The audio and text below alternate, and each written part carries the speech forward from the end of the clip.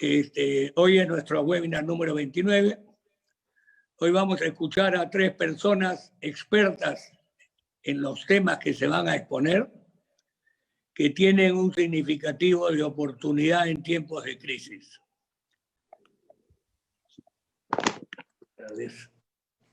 Perdóname. Ya, ok.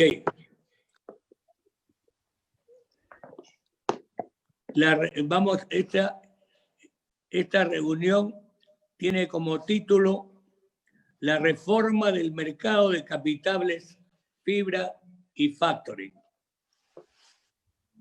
¿Quiénes van a estar con nosotros? Va a estar Alfredo Torne, que todos ustedes conocen también, que es un economista y exministro de Economía, y el impulsor de la fibra Prime.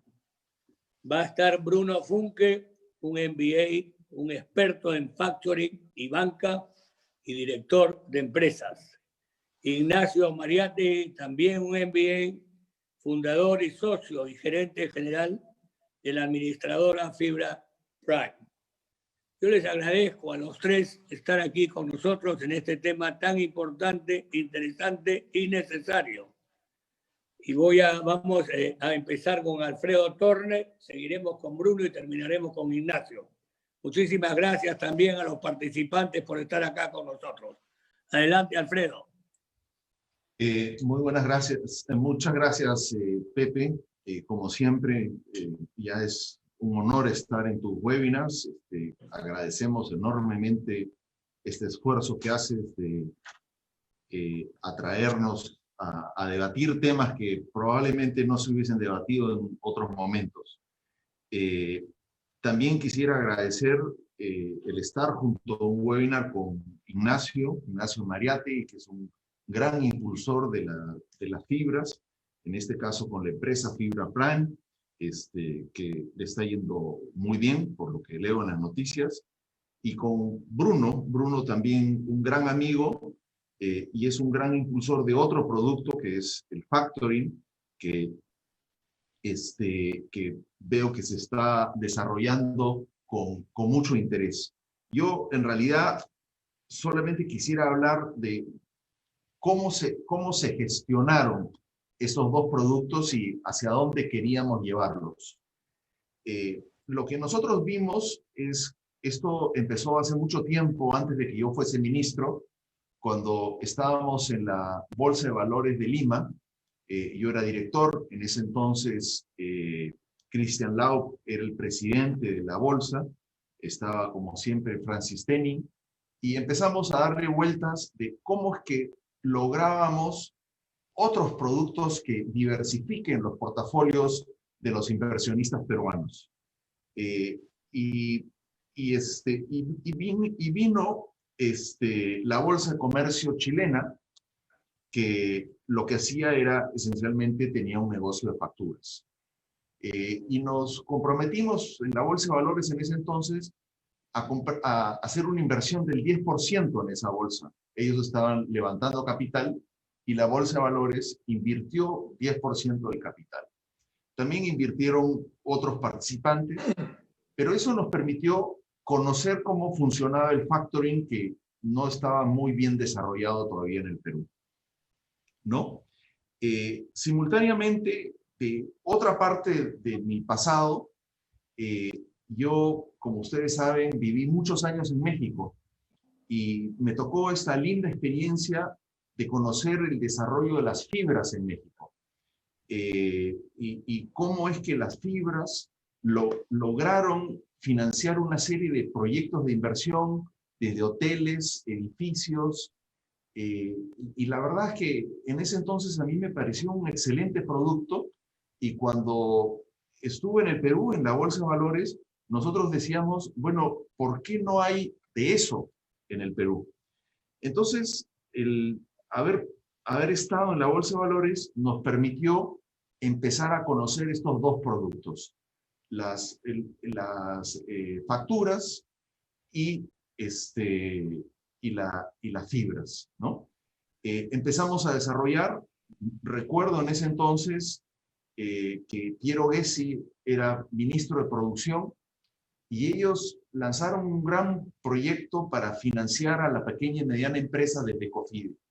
Y yo me acuerdo que fui a su despacho y le digo, Piero, en realidad tú no necesitas financiar a nadie. Lo que necesitamos es que desarrollar el factoring y de esta manera reducir el costo del financiamiento de la pequeña y mediana empresa.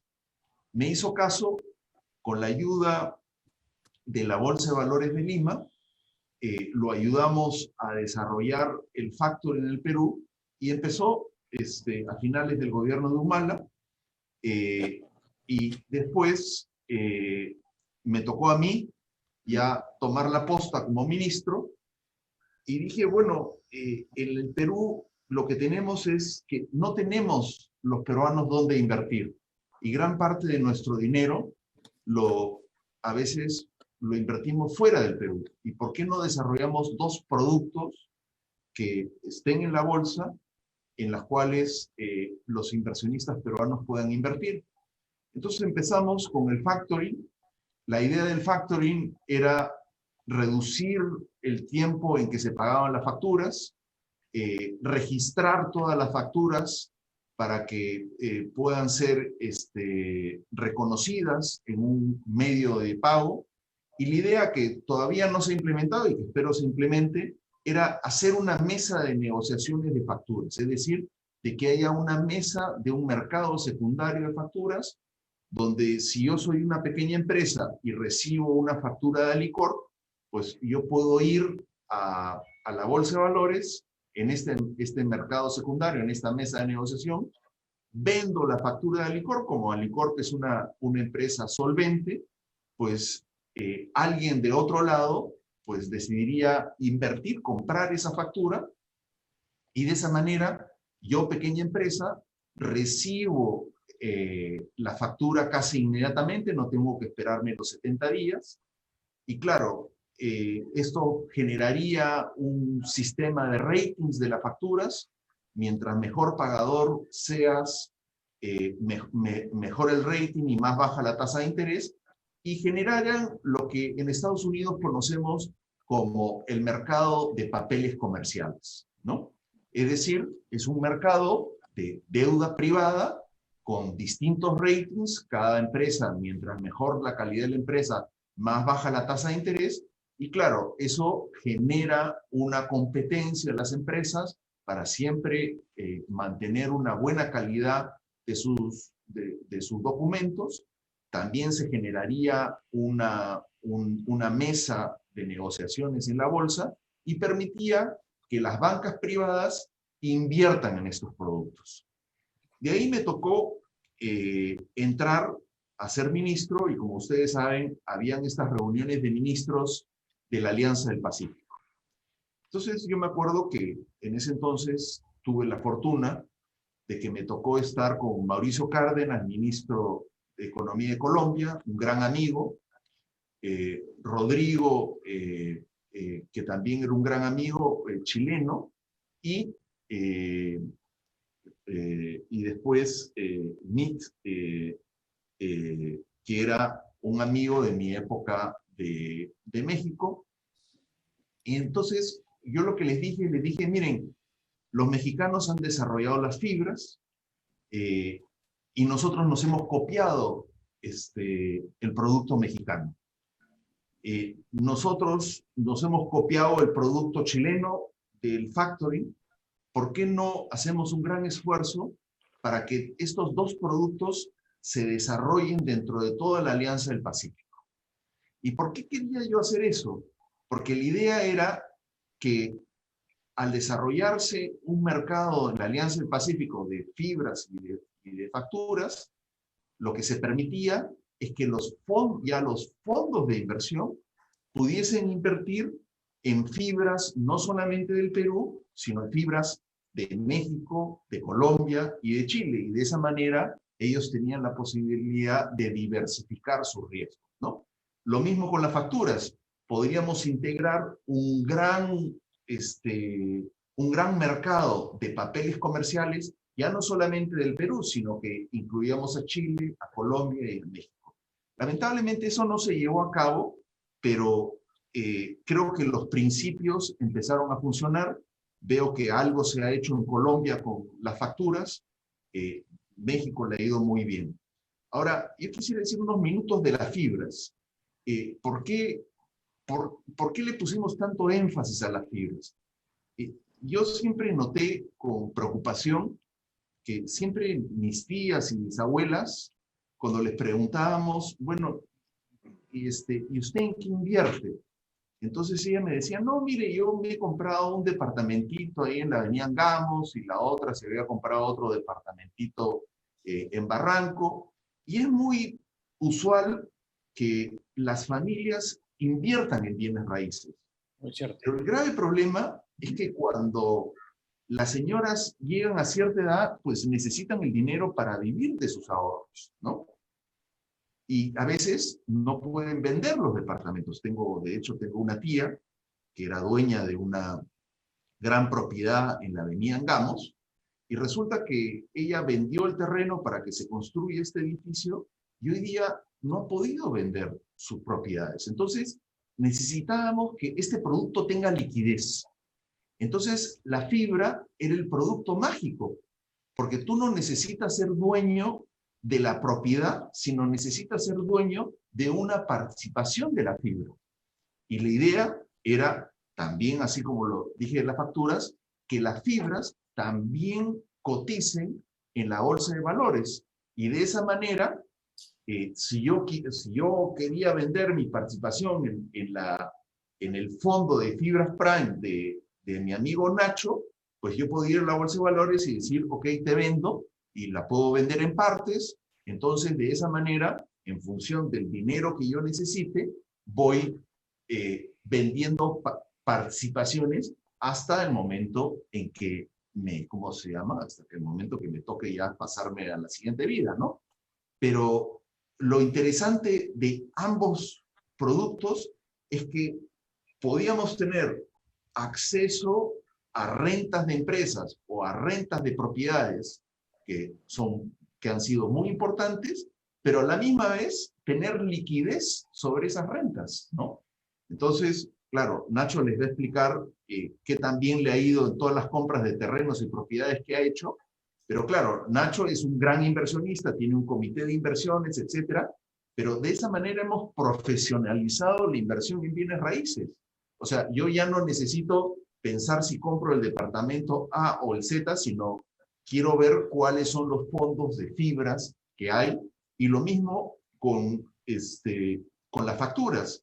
Yo no necesito pensar, oye, Alicorp será un buen crédito o no será un buen crédito, o WON será un buen crédito. No, porque en la bolsa de valores la idea es de que cada una de estas empresas tenga su rating crediticio.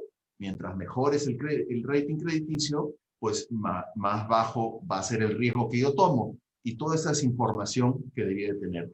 Yo pienso que todavía estamos en el proceso inicial. Antes de irme del Ministerio de Economía, hicimos una gran reforma. Y lo que hicimos es que convertimos a todos los productos que eran título de valor, les quitamos los impuestos para que la gente que invierta en la bolsa de valores, los pequeños inversionistas, no tuviesen que pagar impuestos sobre sus posiciones en la bolsa de valores. Obviamente que si tú eras un gran inversionista, sí ibas a pagar impuestos, o si eras una empresa que invertías en estos productos, también ibas a pagar impuestos. Pero la idea era incentivar a que los inversionistas puedan comprar estos títulos, invertir en estos títulos y a su vez desarrollar el mercado de valores.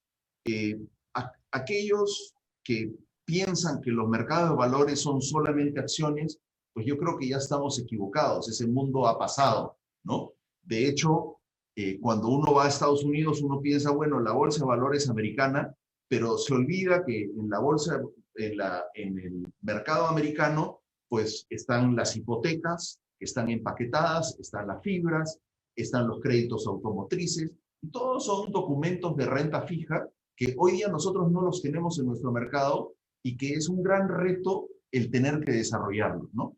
Yo estoy seguro que mi amiga, ¿cómo se llama? Cooper, va a desarrollar esto.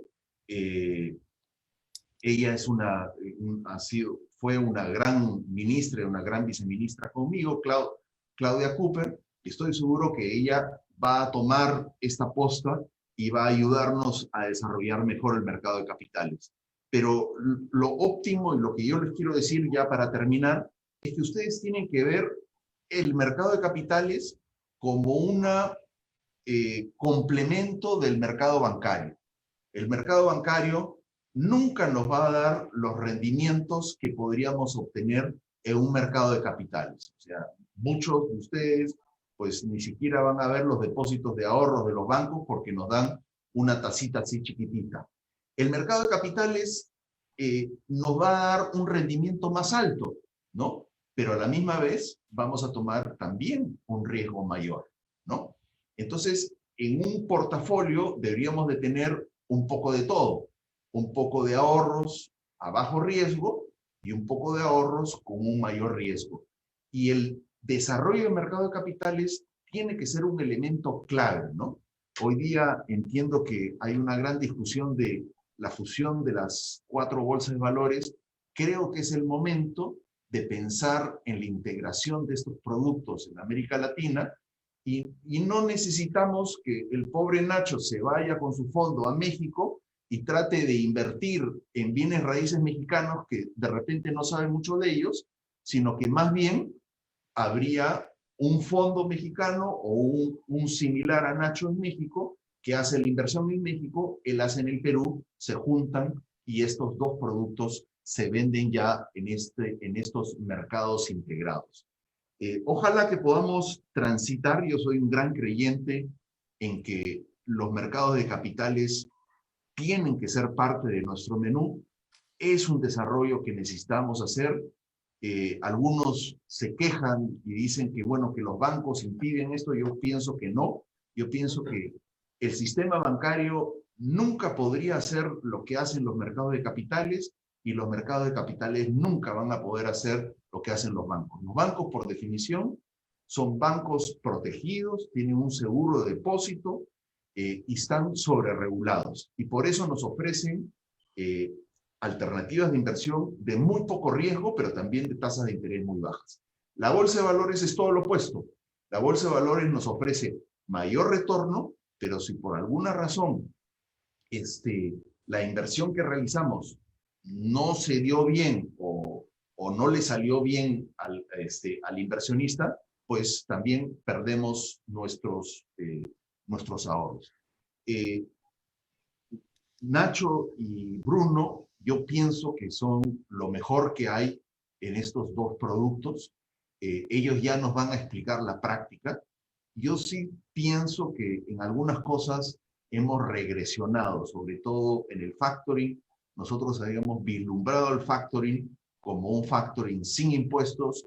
Lo mismo en el caso de las fibras, un sistema sencillo que les permita invertir con pocas trabas burocráticas, fácil de inscribir las propiedades en los fideicomisos, etc.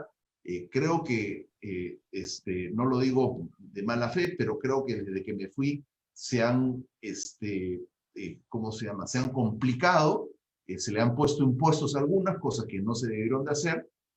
A veces el MEF quiere ponerle impuestos a cualquier cosa y no deja que los productos crezcan y maduren antes de tener que pagar estos impuestos. Los invito, creo que empieza, ya no sé si empieza Bruno o Bruno. No te preocupes, yo me preocupo de eso. Y estoy seguro que vamos a tener una excelente discusión. Muchísimas gracias. Oye, Alfredo, muchísimas gracias. Una exposición realmente instructiva y sumamente clara, como siempre. Muchísimas gracias, pero ya regresamos contigo con las preguntas, seguramente, o para que hagan algún comentario de lo que va a mencionar nuestro amigo Bruno y lo que va a mencionar Ignacio. Muchas gracias. Pasamos con Bruno Funke. Gracias, José. Buenas tardes a todos. Muchas gracias por la invitación, José, a este webinar. Un honor compartir la presentación con Alfredo y con Nacho. Gracias también a Alfredo por las generosas palabras. En realidad, lo que tú has hecho por el desarrollo del mercado de capitales en este país es realmente importante. Has resumido rápidamente, digamos, hacia dónde se encaminaron las cosas, y creo que en esta etapa inicial en la que estamos, tanto en el factoring y en los fibras, se debe mucho a tu aporte para el desarrollo de ambos productos, ¿no? Bueno, voy a entrar un poco a hablar de manera más específica del factoring. El factoring en el Perú en realidad es un mercado bastante nuevo, ¿no? Si bien existe desde hace muchos años una versión previa que es el descuento de letras, ¿no? El factoring como tal, como una transacción a través de una factura y alrededor de una factura, es bastante nuevo y realmente se empieza a desarrollar los últimos 4 años o 5 años, cuando se convirtió la factura en un título valor y cuando se creó la factura electrónica, y sobre todo en diciembre de 2016, cuando, siendo Alfredo ministro, se genera el marco tributario, digamos, necesario para impulsar el desarrollo del factoring, ¿no? Y lo que hace ese marco tributario es igualar la alternativa de inversión en una factura como en un bono. ¿Qué quiere decir? Si una persona tiene excedentes para invertir y compra un bono hoy día en el mercado de capitales, paga 5% de impuesto a la renta por los intereses que recibe. Entonces, eso se igualó. Entonces, si uno compra una factura, paga 5% de impuesto a la renta por los intereses que recibe. Y obviamente lo que buscaba eso, como comentó Alfredo, es crear un mercado de capitales para la factura, ¿no? Con eso, ¿qué cosa se iba a lograr? Llevar liquidez a las facturas, y a través de eso llevar liquidez a las pymes, porque los principales usuarios del factoring son las pequeñas y medianas empresas del Perú. Entonces, el viabilizar el factoring como un mecanismo de financiamiento tiene dos vertientes, ¿no? Una opción de inversión y de ahorro para las personas con excedentes, y tiene un segundo efecto muy importante para el Perú, que es llevar liquidez para las pymes a costos competitivos, ¿no? Lamentablemente, los últimos 3 años se ha retrocedido en esto, y hoy día ese tratamiento tributario lo tienen aproximadamente la tercera parte de las facturas que se negocian en el mundo del factoring y la adquisición de acreencias, porque se ha retirado operaciones tipo descuento de letras y se ha retirado operaciones como el confirming, que es un factoring pero al revés. Entonces, solamente un tercio de las facturas que se negocian tienen el tratamiento tributario equivalente al de un bono, con lo cual se está encareciendo el costo de financiamiento para una pyme, porque una pyme no puede emitir un bono. Entonces, una pyme solamente tiene la factura para financiarse, y al darle un tratamiento tributario inferior al de un bono, entonces se encarece el costo de financiamiento de las pymes, lo cual pues es un contrasentido en un país donde las pymes generan más del 40% del PBI y emplean a más del 60% de la PEA, ¿no? Entonces, esa es la situación que hay hoy día. El sector del factoring se ha desarrollado y ha crecido los últimos años. Ahora voy a mencionar algunas cifras, pero sin duda podría haber crecido muchísimo más si no se hubiese retrocedido en estos temas tributarios, ¿no? Rápidamente, para que se entienda un poco de qué estamos hablando, en el Perú hoy día las operaciones de factoring o de cesión de acreencias, que es como se llaman también, representan aproximadamente el 7% del PBI. Entonces ya es un mercado importante, ¿no? Pero claro, en España representan el 15%, en Chile representan el 14%, entonces todavía tiene mucho para crecer este segmento, ¿no? Ahora, de ese segmento, el 95% está gestionado por el sistema financiero tradicional, es decir, los bancos. Y de ese 95%, el 85% está destinado a operaciones con grandes empresas.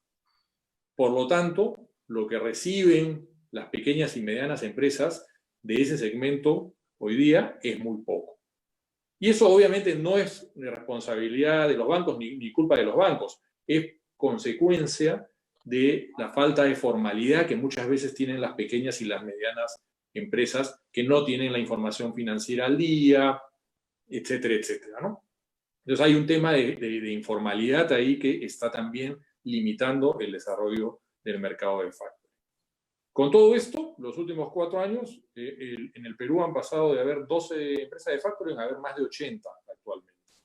Entonces, es un mercado donde hay bastantes jugadores en este momento, donde hay bastante competencia, pero que obviamente no puede crecer más por las razones que ya he comentado, ¿no? Ahora, dicho todo esto, ¿cuál es la importancia del factoring? La importancia del factoring, como mencionó Alfredo y como he mencionado hace un momento, es que es el mecanismo ideal de financiamiento para las pymes. Las pymes, el único activo que tienen es la factura por cobrar a su cliente. Las pymes no tienen grandes fábricas, no tienen grandes locales, no tienen terrenos, no tienen activos que poner en garantía. Por lo tanto, su activo es la factura. Entonces, cuando una pyme necesita financiarse, tiene que hacer algo con esa factura. Y por eso es que el factoring es el canal ideal. ¿Qué es lo que termina pasando hoy en día? Que buena parte de las pymes tienen que recurrir al financiamiento informal. Es decir, a pedirle a friends and families préstamos por 15 días, por 40 días, o lo que sea, o recurrir pues a agiotistas que hay en el mercado y terminan pagando unas tasas que son una locura y que obviamente frenan el desarrollo de las pymes y frenan el potencial de que hayan más pymes y de que crezcan cada una más en su negocio. Entonces, ese es un tema que limita el crecimiento de las pymes, ¿no? Entonces, tenemos dos grandes temas. Uno, la informalidad, y otro, el acceso al crédito, que es consecuencia de la informalidad.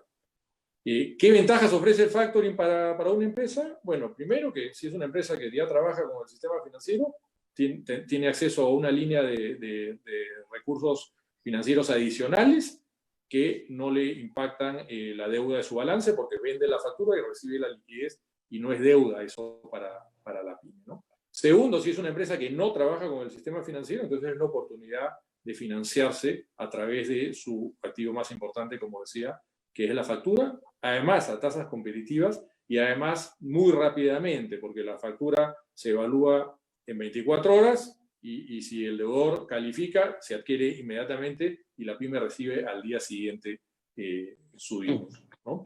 Además, la tercera ventaja de esto es que al hacer una transacción con factoring, la factura ingresa a un sistema formal de pagos, ¿no? Que hace que todo el ecosistema, digamos, de facturas funcione de manera más ordenada, disminuye la morosidad, porque obviamente al estar una factura registrada en una transacción de factoring, el deudor pues se va a preocupar de pagarla en la fecha de vida y tal, ¿no?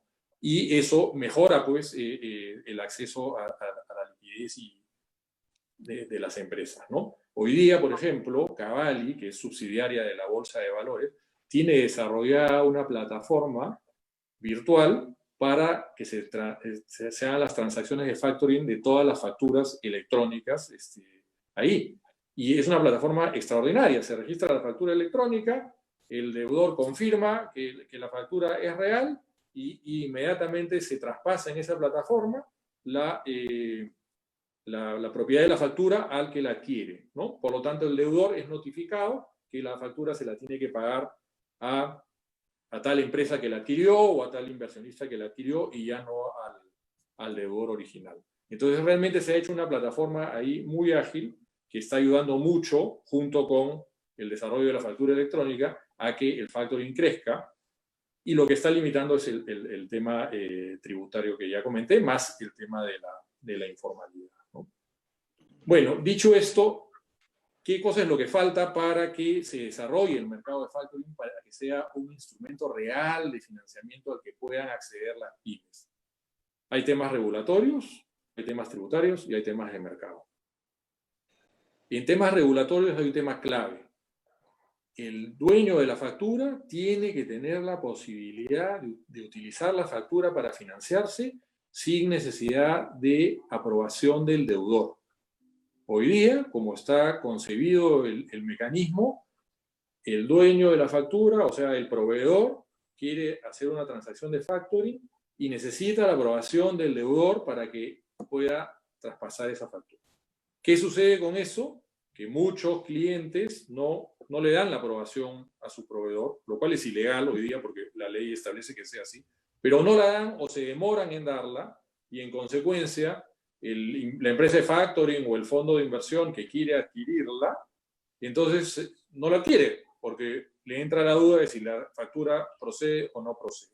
Eso debería eliminarse porque con sistemas electrónicos como el que mencioné de Cavalli, la factura hasta se confirma con SUNAT. Entonces ya la SUNAT dice esa factura existe y la factura es electrónica y hay todo el track record de la factura desde que se emitió, etcétera, etcétera. Pero hoy por hoy se necesita todavía esa confirmación y entonces muchos proveedores, muchos clientes hacen mal uso de esa aprobación que se necesita y retrasan la dinámica del factoring. Entonces el proveedor pierde un poco el poder de negociar su activo, ¿no? Lo segundo es, en el tema tributario, regresar a lo que se tenía hace 4 años, al tratamiento tributario que iguala a las pequeñas y medianas empresas con las grandes empresas que se financian con el bono. Es decir, que este impuesto a la renta de 5% lo paguen las operaciones de factoring, lo paguen las letras en descuento, lo paguen las operaciones de confirming, y entonces el tamaño que hoy se negocia se triplica automáticamente, ¿no? Con lo cual llegan más recursos a las pymes y con lo cual hay más oportunidades de inversión para las personas con excedente y se genera, sobre todo, un mercado secundario que termina generando más competencia y beneficiando a las pymes por poder acceder a través de esa competencia a menores tasas de fondeo, ¿no? Otro tema que está pendiente es que se complete la implementación de la factura electrónica en el 100% de las empresas del tamaño que sea. Todavía eso no se ha logrado, todavía hay empresas que hacen facturas manuales, entonces eso no les permite acceder a sistemas como los que comento. Y hay 2 temas más. Uno relacionado a la informalidad. Hay que hacer un esfuerzo por el lado de las pymes, pero también, sobre todo, por el lado del gobierno, de fomentar que las pymes se formalicen, porque eso les va a permitir acceder a estos sistemas formales y poderse financiar de manera más competitiva. Pero el gobierno tiene que hacer un esfuerzo, pues, de simplificación administrativa, porque con todos los requisitos que hay ahora, para una pyme, pues, muchas veces es inviable recorrer ese camino para terminar siendo 100% formal. Inviable en términos de trámites y inviable en términos de costos, ¿no? Entonces hay un esfuerzo que se necesita del lado de los gobiernos de simplificar el trámite para que una pyme sea 100% formal. Y lo último, que lo mencionó Alfredo, es el desarrollo de un mercado secundario, ¿no? El mercado secundario de facturas es clave en todo esto, no solo porque pueda ir un proveedor a venderlo ahí, sino que eso a su vez va a fomentar que se generen más fondos de inversión y más empresas de factoring que tengan su red de ejecutivos financieros que captan y adquieren facturas en el mercado y se voltean al mercado secundario a revenderlas o a financiarse para seguir dándole vuelta a la dinámica de la compra de facturas, ¿no? Eso básicamente son los principales retos. Obviamente este último tiene un impacto grande en el mercado de capitales en general, porque en la mayoría de países los instrumentos tipo las facturas comerciales y los papeles comerciales, como mencionó Alfredo, son lo que le dan más liquidez a las bolsas. Entonces tiene un efecto adicional que es darle liquidez a una bolsa como la de Lima, que normalmente no tiene mucha liquidez. Entonces los beneficios del factoring en general son amplios para las pymes, para las personas con excedentes y que tienen, digamos, capacidad de inversión, para la economía peruana, porque permite que las pymes tengan más recursos y crezcan, ¿no? Para el mercado de capitales, es decir, es un producto que tiene muchos beneficios adicionales a la transacción específica en sí de adquisición de la factura. Bueno, espero haber sido claro. He querido mencionar las cosas más importantes de la evolución del factoring, de la situación actual y de los retos que tienen adelante, y quedo a disposición para preguntas. Gracias. Muchas gracias, Bruno. Muy interesante. definitivamente volvemos al tema fundamental que es la informalidad, ¿no? Y es una pena que el gobierno no busque las formas y maneras de formalizar. Vamos a ver si con alguno de estos candidatos que tenemos se hace alguna propuesta interesante y se puede desarrollar ese tema. Seguimos con Ignacio Mariátegui. Gracias, Pepe, gracias por la invitación. Gracias, Alfredo, por las palabras y por la introducción. Y felicitaciones, bueno, por la gran visión sobre este mercado integrado de valores que sería tan importante para la región y para el país. Efectivamente, bueno, un Fibra, a mí me gusta describirlo como una empresa inmobiliaria con propósito especial, bajo el formato de un fideicomiso, que es tax efficient, porque no paga impuesto a la renta.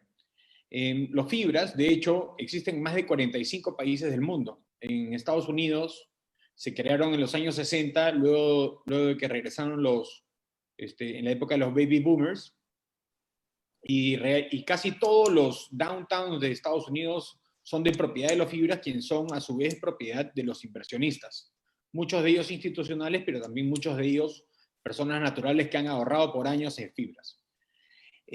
Cuando Alfredo lanza la ley de los Fibras, lo hace con 3 grandes objetivos. El primero, dinamizar el mercado de capitales, que la verdad que necesitaba productos como estos, productos como el factoring, productos como los Fibras, productos fáciles de entender y fáciles de procesar, y para darle esta liquidez que son importantes, y como mencionaba Alfredo, aún faltan muchísimo más por desarrollar, que son productos que son accesibles al público.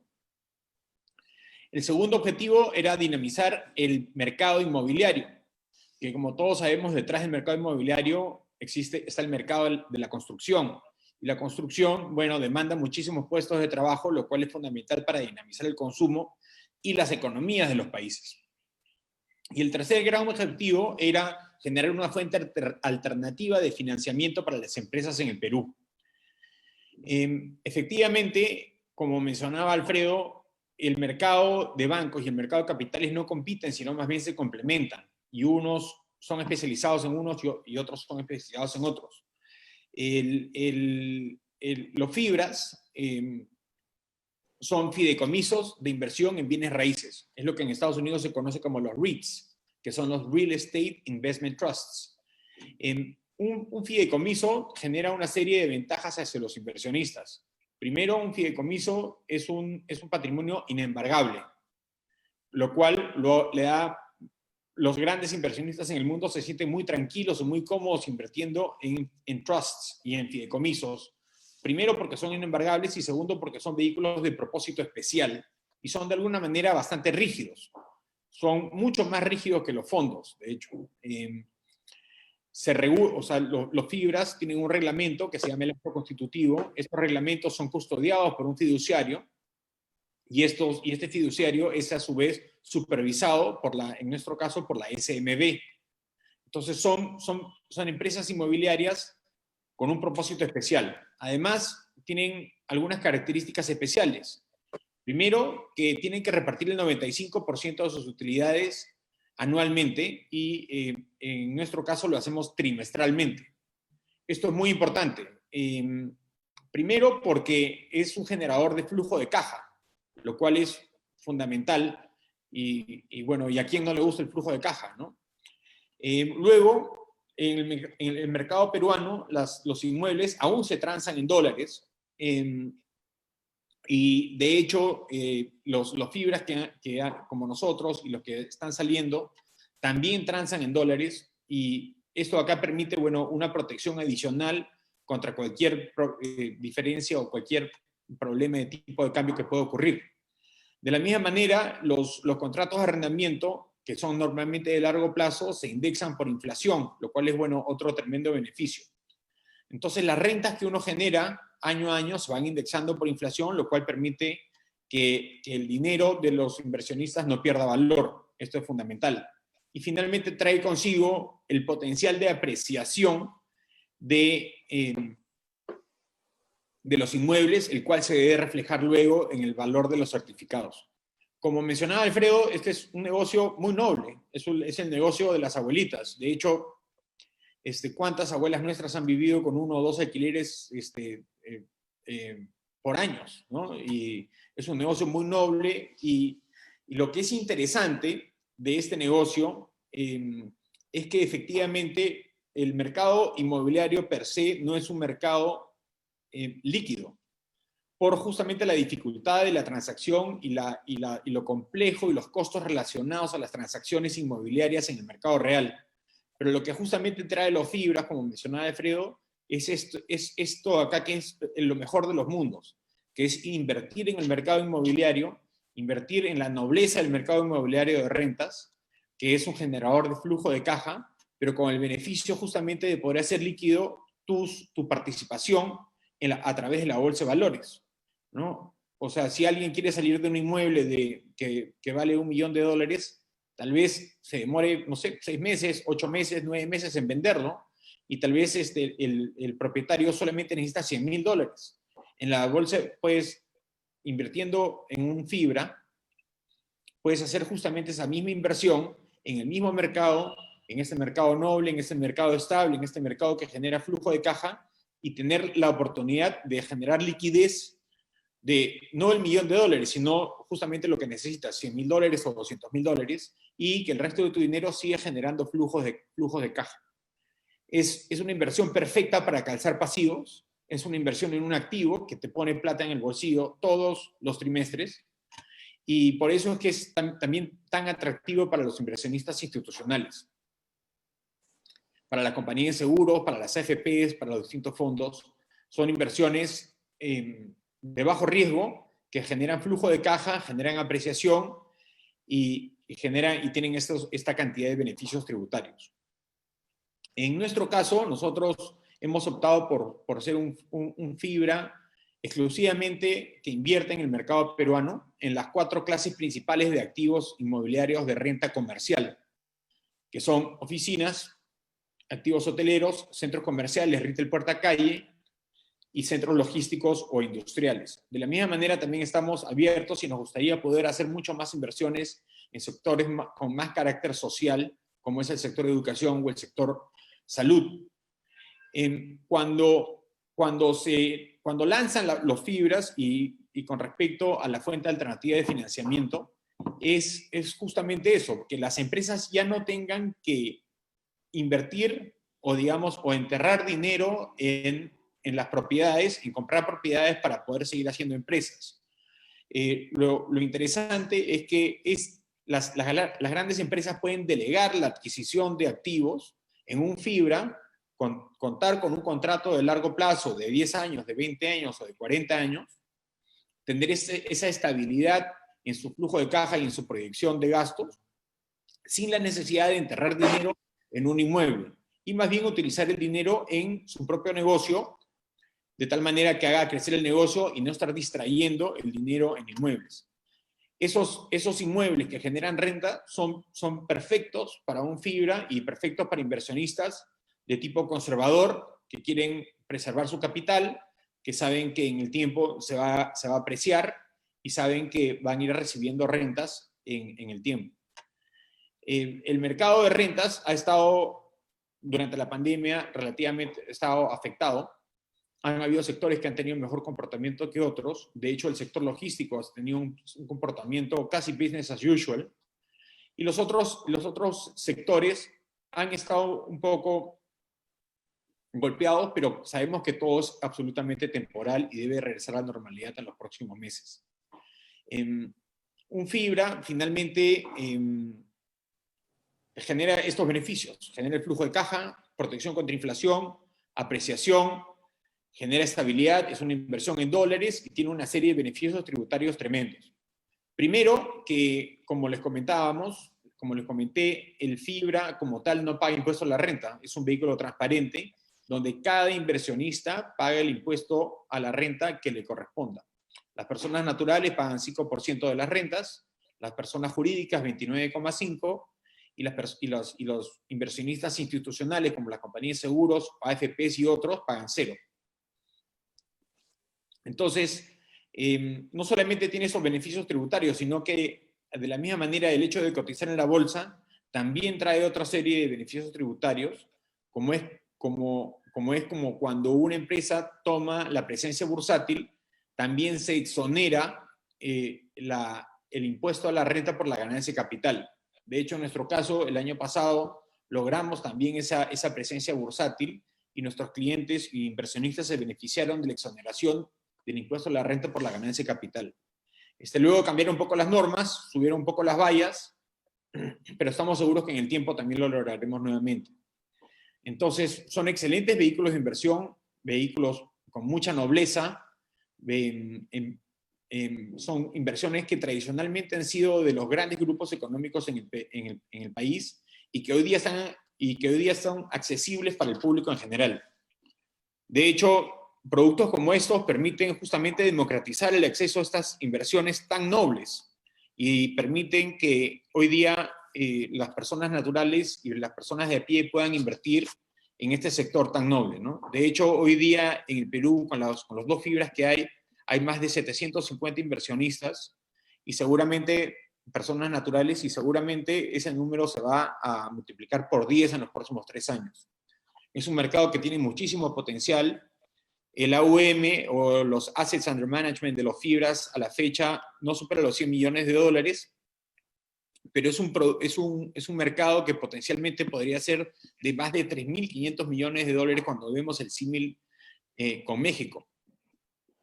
Hay espacio para 3, 4 o 5 fibras tranquilamente, todos generando rentas para sus inversionistas, todos en estas inversiones estables que protegen el capital y que generan flujo de caja. Esos son básicamente, eso es lo que son los fibras. Los fibras, y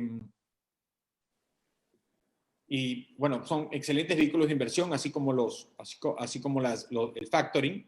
Son productos que son accesibles al público en general y que democratizan justamente este acceso a estas inversiones que son tan importantes y que pueden ser fuentes y pueden ser lugares de ahorro para los peruanos. Entonces, bueno, habiendo hecho esta presentación, le doy la palabra nuevamente a Pepe y encantado de poder responder cualquier pregunta. Muchas gracias, Ignacio. Muy interesante también lo que acabas de poner. Yo tengo una pregunta importante para ti, pero que voy a reservar previamente para ver si entre ustedes quieren hacer algún comentario sobre lo que cada uno ha expuesto. Entonces, le voy a dar primero el derecho a Alfredo.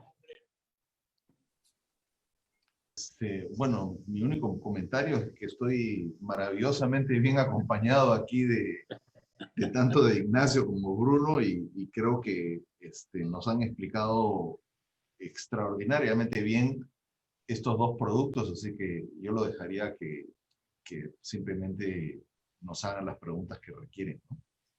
Perfecto. ¿Tú, Bruno, algún comentario? No, simplemente repetir lo que ha dicho Alfredo. La verdad que súper buena la presentación de Ignacio y bueno, como dije en mi presentación, el esfuerzo detrás de estos dos productos hecho por Alfredo es enorme, ¿no? Y es lo que existe hoy día es en buena parte obra de Alfredo, ¿no? Esperemos que se pueda seguir desarrollando, que las nuevas autoridades entiendan la importancia de estos dos vehículos y ayuden a fomentar su desarrollo, ¿no? Sí, efectivamente, para mí también, bueno, es un honor estar con ustedes. Y efectivamente, son dos productos que son totalmente accesibles a los inversionistas, a todos los inversionistas, a través de la Bolsa de Valores. Como menciona Alfredo, estos son solamente dos de los tantos que podrían haber para seguir dinamizando la Bolsa de Valores, que es tan importante para los mercados y para los países. La Bolsa de Valores debe de ser una fuente de financiamiento para las empresas. Y estos dos productos lo demuestran claramente. No solamente están los bancos, también está el mercado de valores y ojalá que sea el inicio de muchos otros productos y efectivamente que las autoridades tomen este conocimiento y sigan desarrollando productos como estos, que son tan importantes para los peruanos en general. Perfecto. Gracias. Gracias, Ignacio. Entonces, Yo quiero hacer solamente una pequeña. Yo tengo varias preguntas, pero la mía la voy a abordar para el final. Es una pena que nuestro país, que ha tenido la gran posibilidad en el 2016 de tener un gobierno inclusive conjunto entre PPK, Keiko, con los buenos ministros de PPK también, en el caso de Alfredo, se haya diluido todo solamente por cuestiones personales. Y es lo que siempre nos pasa a los peruanos. Pero yo quiero aprovechar ahora para felicitar a Alfredo de manera personal por lo que él ha generado en este país en su corto mandato ministerial. Yo te felicito, Alfredo. Realmente has hecho cosas muy importantes que van a comenzar y ya han comenzado a generar fruto. Muchas gracias. Gracias. Efectivamente son hechos y son realidades, Sí. y son tangibles, ¿no? Sí, señor. Están ahí al acceso para todos los peruanos. Y realmente, efectivamente, esto recién comienza y el potencial es tremendo, ¿no? Lo que mencionaba Bruno, de 12 empresas de factoring, acá hay más de 80 hoy día, realmente anima, ¿no? Y efectivamente, tremenda fuente de financiamiento para las pymes que es tan necesario, ¿no? Efectivamente, su único activo es esa factura que vale plata, ¿no? Y que la puede hacer líquida muy rápidamente a través de una de estas empresas. Muy importante para el desarrollo del país. Bueno, muy bien. Empecemos con las preguntas entonces. La pregunta para Alfredo Torne y para el zorro Mariate, que me dice acá, tú no sabías que era zorro. ¿Sordo? Pregunta para Alfredo Torne y el zorro Mariate, ¿cómo lograr que las fibras peruanas sean más bursátiles en Latinoamérica? Alfredo. Bueno, a ver, creo que Ignacio lo ha mencionado. Creo que lo que tenemos que hacer es que hemos logrado que las empresas de fibras empiecen a invertir su dinero. La segunda parte de este proceso es de que empiecen a cotizar en bolsa y que los inversionistas puedan comprar las participaciones en estas fibras. Es este círculo virtuoso entre inversionistas y ahorristas es el que finalmente va a hacer crecer este mercado. La segunda parte es un tema un poco más regulatorio que a veces uno pelea contra su propia sombra, y es el hecho de que necesitamos que nuestros socios comerciales, en este caso México, Colombia y Chile, tengan más o menos un mismo marco regulatorio que el nuestro, para que de esa manera las fibras sean similares en los 4 países y uno pueda comprar una exposición a los bienes de raíces de Chile, así como lo podría comprar en México, y como dije en mi presentación, y que los fondos puedan invertir en estos 4 países. Ojalá esta alianza del Pacífico crezca y incorporemos otros países. Pero creo que ningún producto de inversión que no tenga liquidez va a tener éxito. Yo pienso que nos tenemos que asegurar que tenga liquidez, y eso pasa, sobre todo, pienso yo, porque la Bolsa de Valores promueva estos productos de una manera mucho más agresiva.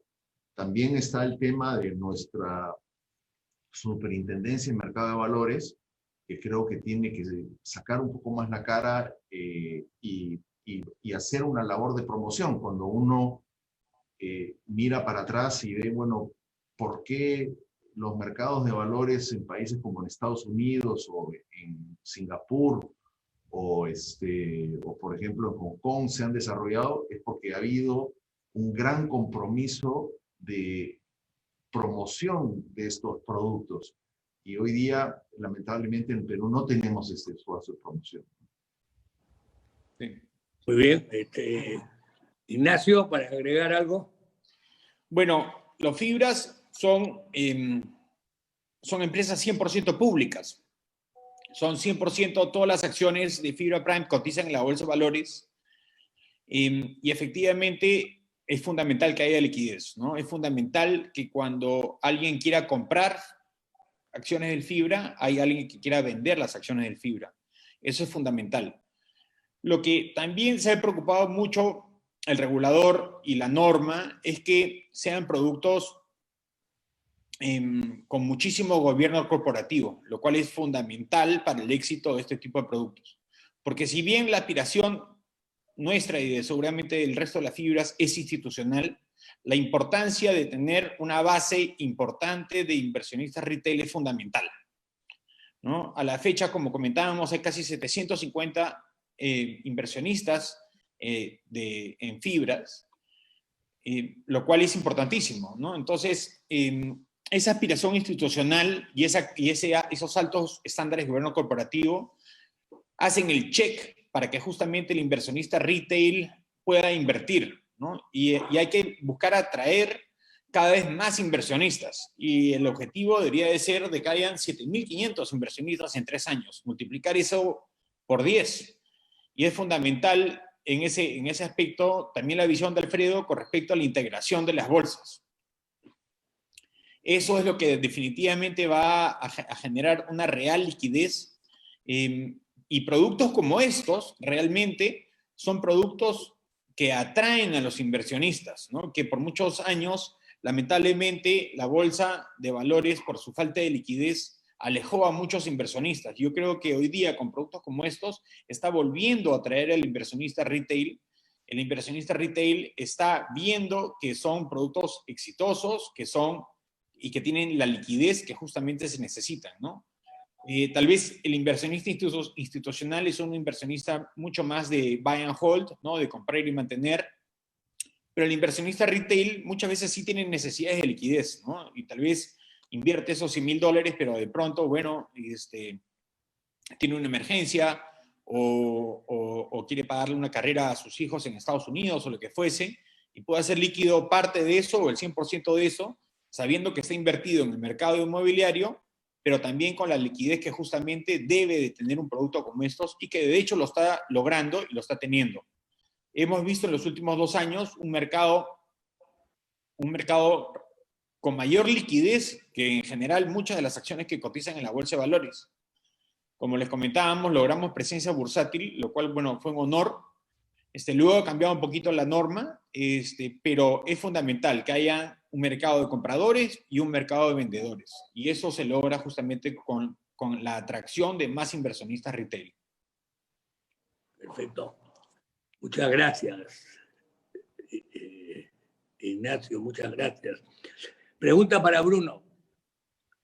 Respecto al factoring, han aparecido fintech como FinSmart, Facturedo, etcétera, y con base en esta información, ¿qué regulaciones hay ante la llegada de jugadores de mercado en cuanto a las reglas del juego de ellas frente a los empresarios e inversionistas que usan o usamos estas plataformas para invertir capital en cuanto a la depredación del mercado? Bruno. Una pregunta bastante compleja de responder. Sí. A ver, yo creería que un tema, digamos, esencial es la formalidad del que opera, ¿no? Sea una fintech, sea un fondo de inversión, sea una empresa de factoring, lo importante es la formalidad de la empresa que está administrando ese vehículo, ¿no? Lo segundo es, que es un tema crucial, desde mi punto de vista, es asegurar quién tiene la propiedad de la factura, ¿no?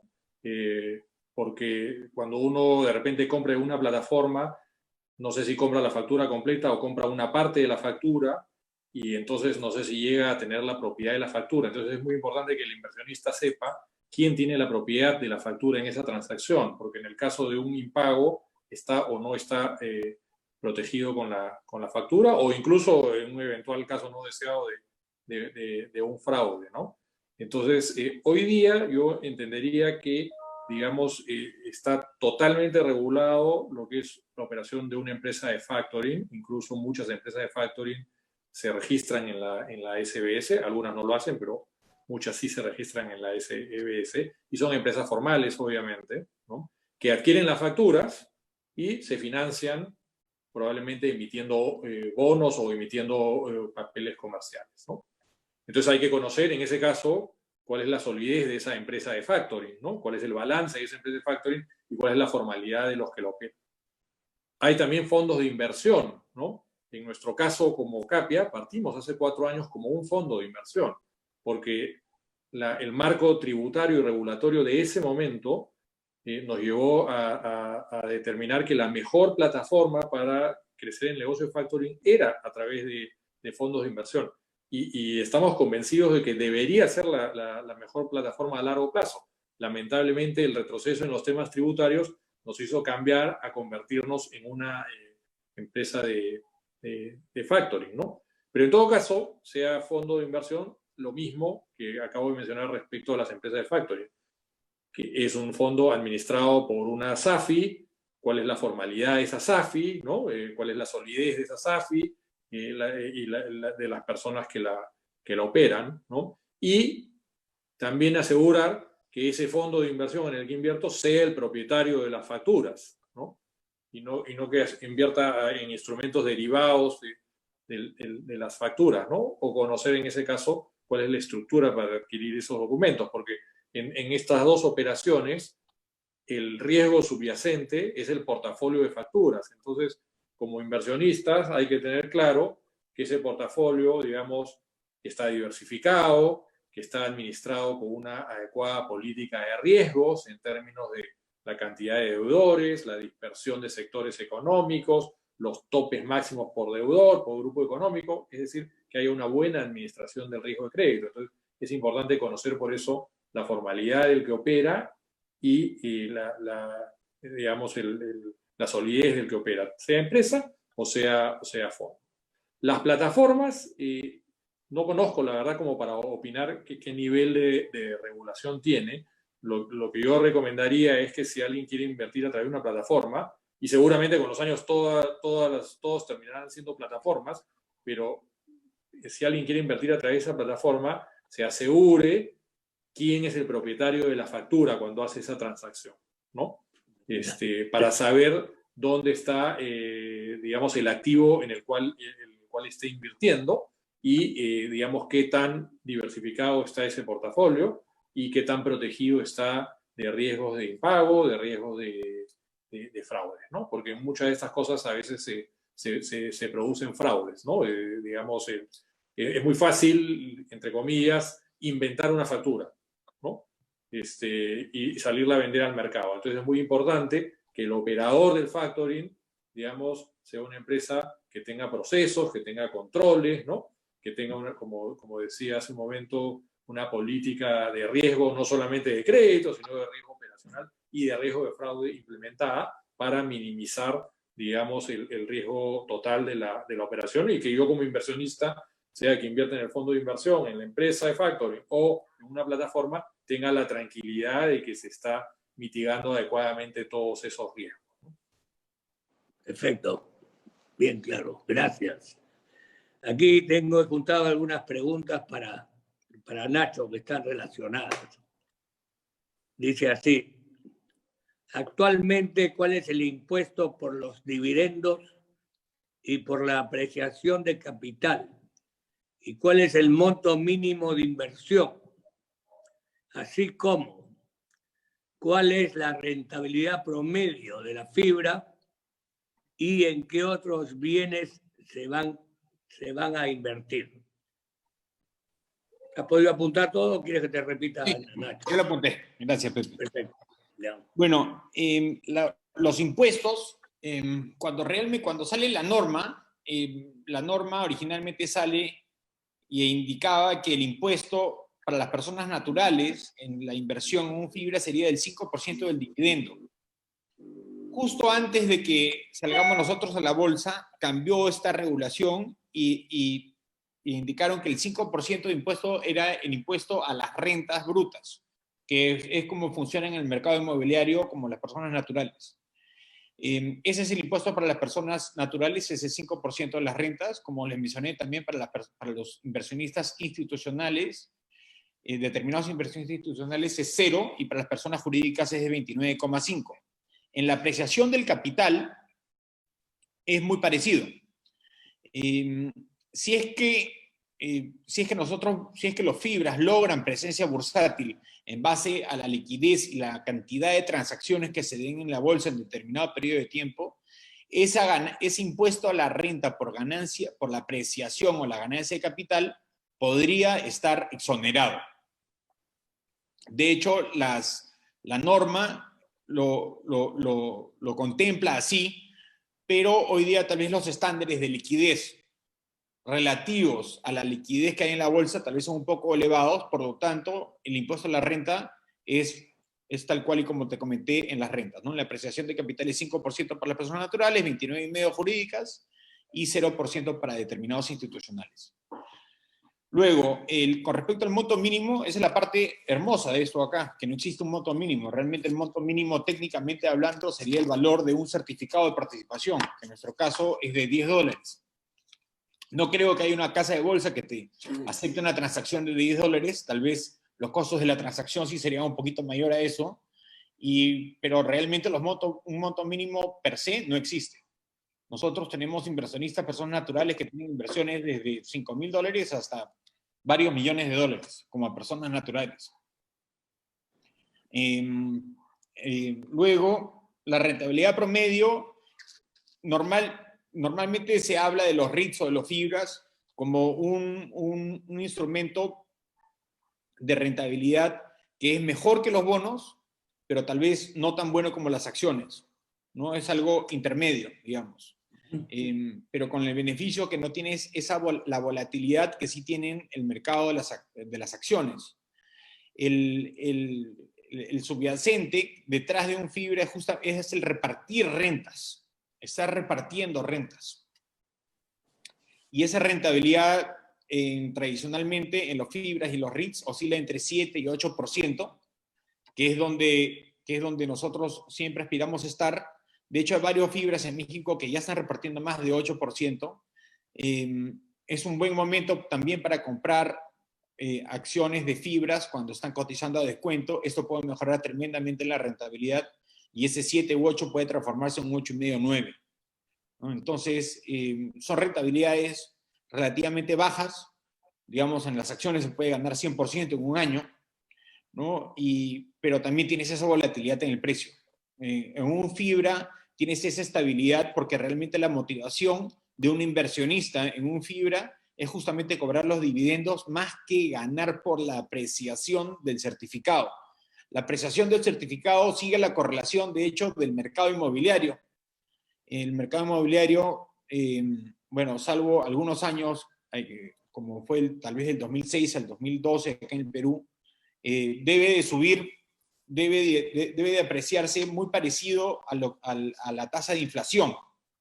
Entonces, por lo tanto, las ganancias por apreciación son limitadas, pero tienen justamente esa estabilidad. Y la motivación real del inversionista es el dividendo trimestral, que de acá, como te comenté, Pepe, debe oscilar entre 7 y 8. Muy bien. Muy claro. Gracias, Nacho. Aquí hay una pregunta para los tres, pero yo le voy a decir que es suficiente, creo que es suficiente que conteste Alfredo, ¿no? Porque hay otras preguntas y hay que seguir avanzando, no el tiempo nos gana. Dice así, ¿cuál considera usted que es el principal problema que limita el desarrollo de estos productos financieros y en general del mercado de capitales? ¿Qué cosa es? ¿Falta de conocimiento, falta de difusión o mucho temor? Alfredo. A ver, yo creo que es una combinación de cosas. Primero es que el mercado de capitales nunca se le ha dado la importancia que se le han dado a otros mercados, ¿no? Por ejemplo, hemos tenido un gran éxito en el mercado bancario, y el mercado bancario pues ya tiene un peso determinado en la economía, entonces ese peso genera una propia dinámica y pues los banqueros pues abogan por el desarrollo de ese mercado. Algo similar ha pasado con el sector de microfinancieras. Por ejemplo, hace muchos años no teníamos este sector, ¿no? Que ya es una banca especializada en las microfinancieras. Y lo mismo tiene que pasar con el mercado de capitales. Tenemos que juntar, pues, no sé, 1.000.000 de Nachos y 1.000.000 de Brunos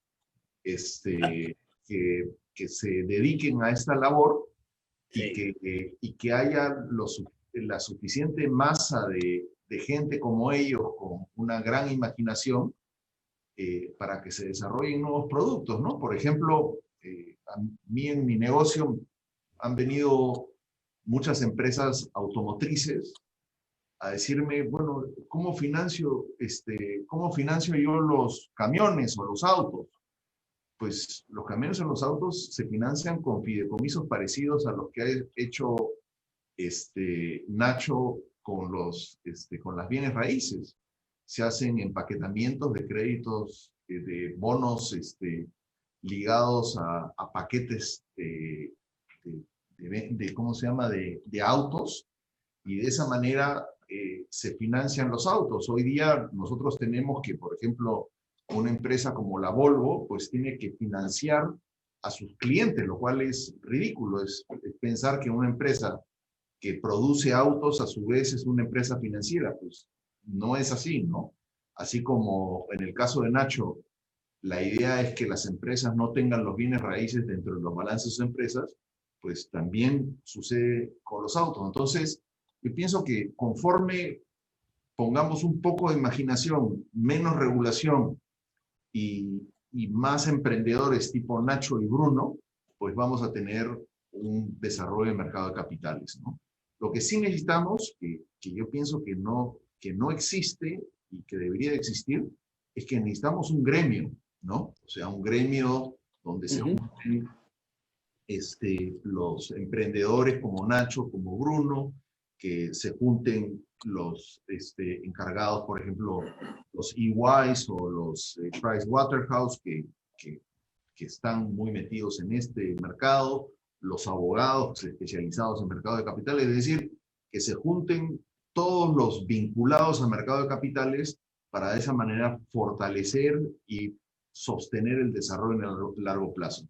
Y la regulación es muy importante, ¿no? O sea, lo que Bruno nos ha contado que pasó con los impuestos, pues es lamentable, pero no sé, a veces no vemos el largo plazo y el MEF pues trata de ponerle impuestos a productos que no va a recaudar nada, que más trabajo en lo que le cuesta buscar, por ejemplo, la conformidad de la factura de Bruno, que el valor total del impuesto que va a obtener. Entonces es totalmente ridículo. Hay que esperar que estos mercados maduren para realmente pensar en cuál debería ser la política tributaria, ¿no? Muy bien. Muy Yo bien. quisiera complementar una cosa, Pepe. Sí, claro, dale. Yo creo que es fundamental dentro de esta gran iniciativa que es el factoring y los fibras, es que son productos fáciles de entender y son productos fáciles de valorizar. Y productos como estos son los que realmente atraen al público inversionista al mercado de valores, ¿no? Es decir, si tienes una factura que vale 100, pero la persona necesita la liquidez, bueno, te pago 95 en este momento, ¿qué dices? Bueno, ok, perfecto, y luego la persona que compró la factura cobra los 100. Es muy sencillo de entender, es muy sencillo de valorizar, ¿no? Un inmueble que vale 10 millones de dólares, que genera $1 millón de alquileres, es muy sencillo. Finalmente ese portafolio se valoriza muy sencillo, es muy fácil de entender la valorización y la generación de los ingresos de ese portafolio de alquileres. Entonces, creo que eso es fundamental, ¿no? Que sean productos fáciles de entender y fáciles de valorizar. Si tú me dices, preguntas, o sea, ¿cuánto vale Facebook? ¿No? Es imposible determinarlo, ¿no? Porque hay una cantidad de especulación dentro de determinadas acciones que lo hacen muy complicado, lo hacen engorroso realmente, y te enfrentas a un mercado volátil y especulativo. Cuando productos como el factoring o los fibras no son de carácter especulativo y son más de carácter, o sea, tienen una certeza de la inversión y del retorno que van a tener. Creo que eso es fundamental. Muy bien, importante la aclaración. Una pregunta para Bruno. Dice así, ¿qué ocurre si el deudor no da la conformidad a la validez de la factura emitida por su proveedor? ¿El proceso de factoring queda trunco o hay algún mecanismo para exigir la referida conformidad? A ver, no queda trunco. La ley dice que si en 8 días no da la conformidad, pero tampoco la disconformidad, se configura el título valor. Pero a eso me refería cuando comenté que tenían que pasar 8 días y muchas veces la pyme necesita la plata al día siguiente, ¿no? Entonces se demora todo el proceso.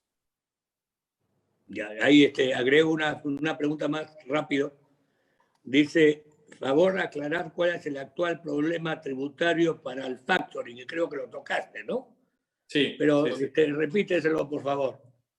A ver, no es que haya un problema tributario, sino que a ver, el factoring o la cesión de acreencias tiene distintas modalidades. El factoring, lo que conocemos todo como el factoring tradicional, que es un proveedor, sale y vende la factura de su cliente, y el que compra la factura, la compra lo que se llama sin recurso, es decir, compra y asume el riesgo de cobrarle al deudor. Esa transacción es la que hoy día es la única que está amparada por la norma tributaria que establece que esa transacción, el que compra la factura paga 5% de impuesto a la renta. Igual que si compras un bono, ¿no? Siendo persona natural, obviamente, o fondo de inversión.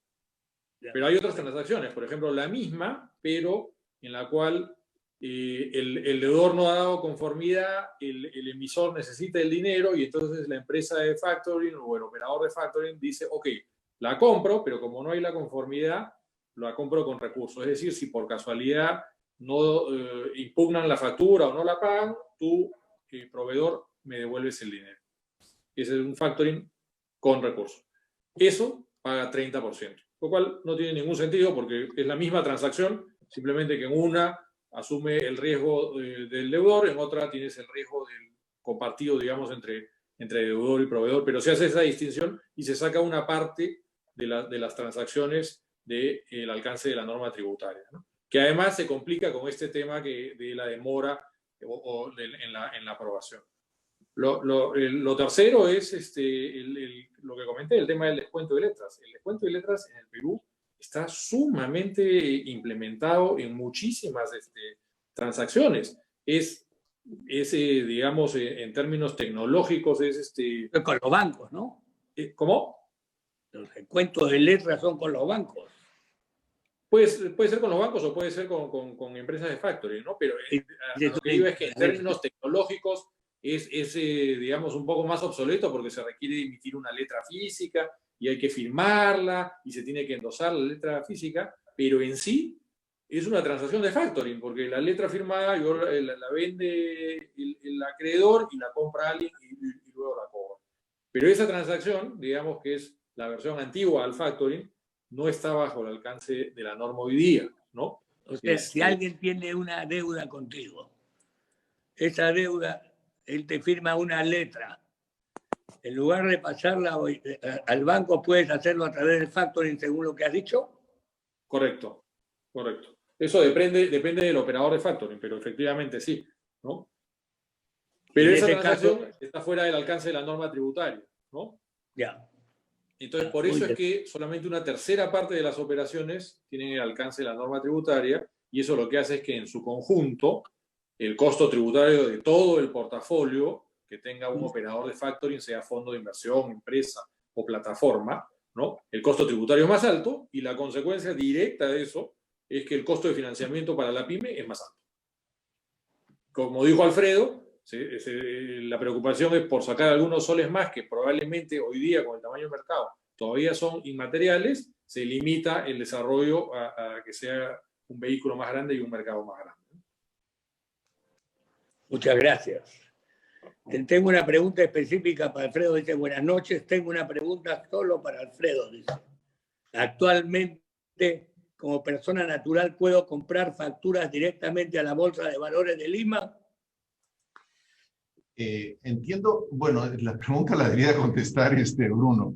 Entiendo Sí, que no. Entiendo que el mercado secundario de facturas todavía no se ha desarrollado. El proyecto inicial que hicimos desde la Bolsa de Valores, la idea era de que haya una mesa de negociaciones especializada en facturas, pero esa parte de la reforma todavía no se implementó, pero veamos qué es lo que dice Bruno. No, efectivamente, tienes totalmente la razón, Alfredo. No se ha implementado eso y no hay un mercado secundario de facturas, ¿no? Simplemente para complementar mi respuesta anterior, los 8 días que hay que esperar, si es que no hay conformidad para proceder con la operación de factoring, son 8 días útiles. Entonces terminan siendo casi 2 semanas para efectos de la necesidad de liquidez de una pyme, ¿no? Clarísimo. Ya. Una pregunta y creo que con esta terminamos. Hay una pregunta para Alfredo adicional, pero esta va para Nacho. Pregunta Fibra, dice, ¿pueden dar más detalles sobre cuál es el impacto del COVID-19 sobre los indicadores de riesgo de la fibra? ¿Cuáles han sido los impactos observados en cuanto a su valorización, inmediatos y a la fecha? Bueno, indiscutiblemente el COVID, así como los fibras no han sido ajenos al impacto del COVID, así como, no sé, el 90% de las industrias en el Perú. Y por supuesto que hemos tenido menos flujos que el año pasado y menos flujos que lo presupuestado. En el caso de los propietarios de inmuebles, como habrán muchos acá en este público, los inquilinos han recurrido a los propietarios de los inmuebles a pedirles ayuda y que los ayuden en este tiempo difícil de liquidez. Y para nosotros no hemos sido ajenos y creo que ninguno de los fondos de inversión inmobiliario o el resto de los fibras o los grandes operadores de centros comerciales, los grandes operadores de oficinas no han sido ajenos a este tipo de solicitudes. Y acá lo fundamental es tener una mirada a largo plazo. Lo fundamental es no ahorcar al inquilino. Y lo fundamental es ayudar cuando haya que ayudar y en la gran mayoría de los casos tratar de refinanciar esas ayudas en lugar de condonar. Entonces, por supuesto que este año van a haber menos flujos. Es un evento sin precedentes. Creo que es la crisis más grande que hemos vivido todos los que estamos acá presentes. Creo que nadie estaba preparado para un evento así. Los seguros no estaban preparados para un evento así. Y bueno, lo que hay que hacer es simplemente tener una mirada a largo plazo, tratar de convertir estas crisis en oportunidades, en extender las relaciones con los inquilinos y en fortalecer esas relaciones. Y finalmente esto es un negocio de largo plazo y no es un negocio de corto plazo. También entendemos que este evento del COVID es un evento pasajero y es un evento que finalmente va a ser una anécdota en los próximos meses y que todas las rentas se van a recuperar a niveles pre-COVID en el muy corto plazo. Entonces, por lo tanto, vemos un excelente 2021, un mejor 22 y en general a un Perú con una muy buena economía y con las rentas recuperadas en el corto plazo. Muy bien. Yo tengo aquí una pregunta que me ha venido por varios lados, pero que la estoy sintetizando. Y es para Alfredo. Y yo me incluyo también en ella, ¿no? Es un poco la pregunta vigente en el país, que dice su opinión como economista sobre el efecto de las elecciones en los Estados Unidos en la economía peruana, en el futuro de la economía peruana. Alfredo. Uy, no sé quién me estará haciendo esa pregunta, pero yo te comprometo, Pepe, de que hagamos un webinar sobre, una vez que decidamos la selección, quién va a ser el presidente, de que hagas un webinar sobre el impacto del nuevo presidente, que parece que no lo vamos a tener muy pronto porque el señor Trump parece que va a judicializar estas elecciones. Pero sí me parece interesante tener un debate un poquito más amplio de cómo cambiaría la economía peruana con el nuevo presidente. Pareciera que el nuevo presidente va a ser el señor Biden. Y en ese sentido representa un cambio, ¿no? Y creo que discutir cómo nos afecta ese cambio creo que sería muy interesante, ¿no? Pero dejémoslo en suspenso porque me tomaría mucho rato contestar esa pregunta. Yo sé, pero te voy a comprometer porque yo tengo ya pensado una pequeña mesa, un pequeño panel de 3 personas. Lo tenía para hablarlo contigo, seguramente Julio Velarde, ¿no? Y algún otro economista. Yo voy a tener a Elmer Cuba la semana siguiente hablando de otro tema, pero puedo invitar a normalmente estos son temas más económicos que otra cosa, ¿no? Entonces no sé si me sugieres a alguien más y yo te paso la voz y nos juntamos para hacer ese webinar lo más pronto posible, porque vamos a tener un CADE también muy cercano que desde ya les informo a todos que vale la pena. Elena Conterno ha estado aquí con nosotros y también me ha pedido que se den cuenta de la importancia de escuchar el CADE. Hay cosas bien interesantes. Pero Alfredo, regresando al tema, yo estoy en contacto contigo para ver cómo hacemos este webinar. Yo te sugeriría ampliarlo un poco porque las ramificaciones políticas de lo que pasa en Estados Unidos creo que son muy importantes. O sea, los economistas a veces nos metemos a hablar de política y los políticos de economía, pero deberíamos de ser disciplinados y tratar de contrastar las ideas, ¿no? O sea, bueno sería tener un par de economistas con un analista político, pero verlas con otro foco me parece que es importante, ¿no? Perfecto. Estoy en contacto contigo y muchas gracias. Yo quiero agradecerles a Alfredo, a Bruno, a Nacho, que es mi querido amigo, y por espléndida, porque realmente las explicaciones han sido de primer nivel. Yo creo que mucha gente, aquí tengo algunas preguntas más que lamentablemente el tiempo me ha ganado, pero de repente vamos, en el tiempo yo hablé con Nacho, de repente vamos a hacer también otro webinar sobre fibra, que es una cosa importante, y Factoring también, que es una cosa importante, no solamente para el tema económico, sino específicamente para las pymes y las MIPES. Ya anteriormente, en el webinar antes que me precedió, ya hemos hablado con Linares, que es el gerente general de Financiera Confianza, hemos hablado sobre las microfinanzas y realmente el tema de fondo está en la informalidad y eso hay que tratarlo hasta el final, viejo. Sí. Entonces, creo que estamos todos de acuerdo, ¿no? Por supuesto. Yo te diría en la informalidad y en la regulación inadecuada, ¿no? Eso es común. Que a su vez potencia la informalidad, ¿no? Sí, por supuesto. Bueno, muchísimas gracias. Gracias a todos los presentes. Gracias, Bruno. Gracias a todos. Gracias.